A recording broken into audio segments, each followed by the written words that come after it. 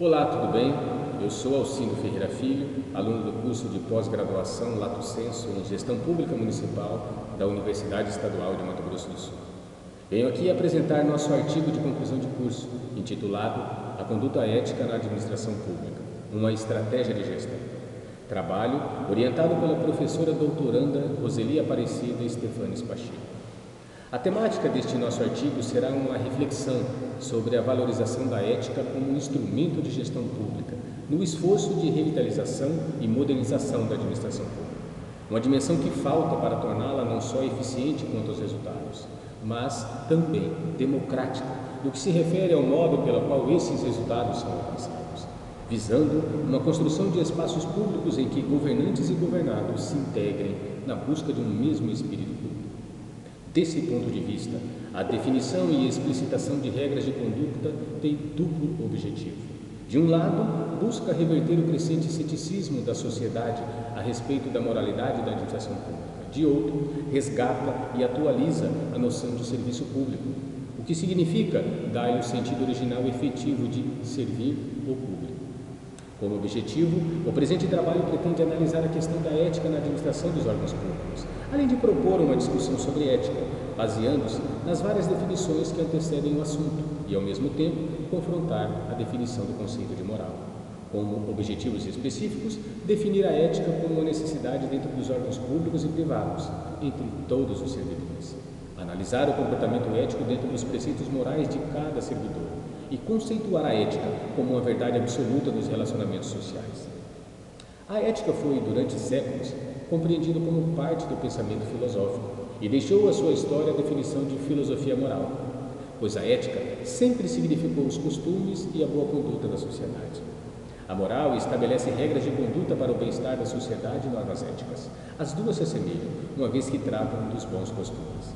A ética não corresponde a uma convicção, uma vez que a defesa de valores conceituados pode ter consequências que invalidam a intenção, ou seja, apesar de se acreditar e de se lutar por um ideal, a partir do momento em que ele foi destituído de ética, de nada adianta a busca por ele. No entanto, acreditar que apenas pessoas virtuosas, de princípios éticos, formam uma organização de boas qualidades não condiz com a realidade dos novos tempos.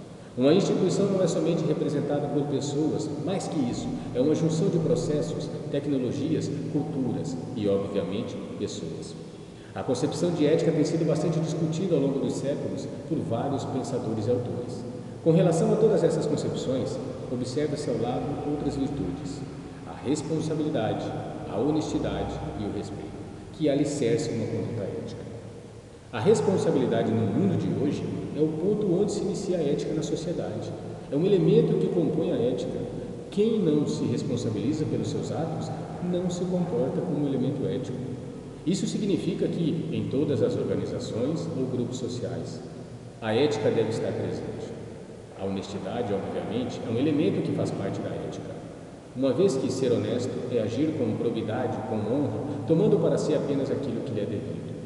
A responsabilidade e a honestidade são valores que buscam os valores éticos. Uma organização ética busca resultados, mas também se preocupa com a maneira de promover sua realização. Finalmente, o respeito, que é também um elemento da ética, embora não seja o principal. Dentro da honestidade deve haver o respeito, uma vez que não se pode ser honesto sem agir com respeito. No mundo de hoje, busca-se cada vez mais então a ética. Começa-se a perceber a extrema importância de um comportamento ético, de uma conduta que seja condizente com os valores da honestidade, da integridade do caráter. Diante de tantos fatores perante os quais a sociedade fica estarrecida, jamais se clamou tanto pela ética. Nos tempos atuais, as empresas que visam as atitudes eticamente corretas possuem mais solidez e, com isso, se situam em condições de proporcionar uma assistência mais efetiva a seus clientes e usuários, em caso de empresas públicas. No caso de organizações destinadas ao serviço público, mais que o administrador, deve todo o contingente de funcionários, além de se prestar uma posição ética, precisa estar bem treinado para a sua missão, unindo a ética a um treinamento que possa reunir forças contra qualquer tentativa de um desvio de conduta. O primeiro passo efetivo para o sucesso e o alcance da qualidade dos serviços prestados é a adoção de uma conduta ética por parte de qualquer um dos componentes humanos. Apesar de a definição de conduta ética depender da convicção de cada pessoa, pode-se afirmar que existem alguns princípios básicos. Baseando nisso, certas medidas podem e devem ser tomadas pelas organizações com a intenção de garantir comportamentos éticos. Superiores devem servir de exemplo. Se os administradores agem utilizando mentiras e desonestidade, seus subordinados se comportarão da mesma forma. Por isso, uma conduta irrepreensível dos administradores propaga a ética nas empresas. Promover discussões sobre a ética, enfatizando que ela não é somente um costume, é lógica, emoção, é princípio de honestidade. Um dos fatores que conduzem a pessoa ética é justamente conhecê-la. Assim, devem sempre haver espaços destinados a essas discussões. Adotar regras transparentes é uma forma de levar ao conhecimento dos funcionários a importância que a ética tem em um ambiente no qual se reúne para realizar alguma atividade os grupos de pessoas.